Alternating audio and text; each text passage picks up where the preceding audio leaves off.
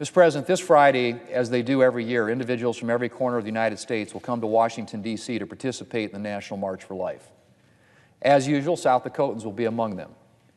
Tens of thousands of individuals will march from the National Mall to the Supreme Court to bear witness to a simple truth: that unborn babies are human beings and that they deserve to be protected.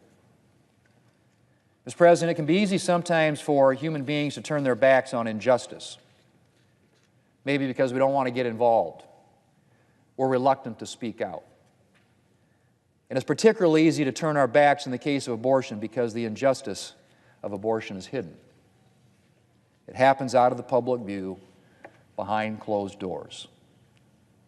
But we must not forget that every day in the United States, unborn babies are being killed. The Centers for Disease Control and Prevention, which compiles data on the number of U.S. abortions, reports that there were more than 638,000 legal abortions in 2015. 638,000. That's roughly equivalent to 3/4 of the population of South Dakota. That is an incredible number of lives lost, an incredible amount of joy lost, an incredible amount of love lost. And it's all too easy to forget because we don't see it happening. But, Mr. President, we can't forget. We can't forget injustice. We can't let fear or discomfort stop us from speaking up for those who cannot speak for themselves.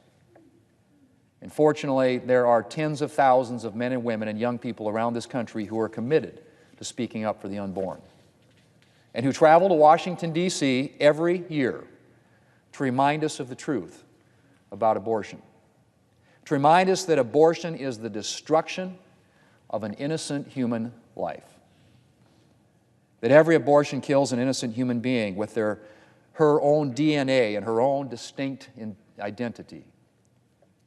Mr. President, I can think of few greater things than to defend the defenseless, to stand up for those who cannot stand up for themselves.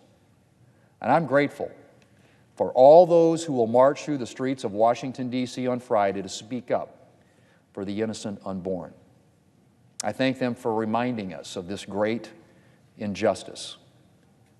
And I join them in praying that one day every child will be safe from abortion. Mr. President, I yield the floor.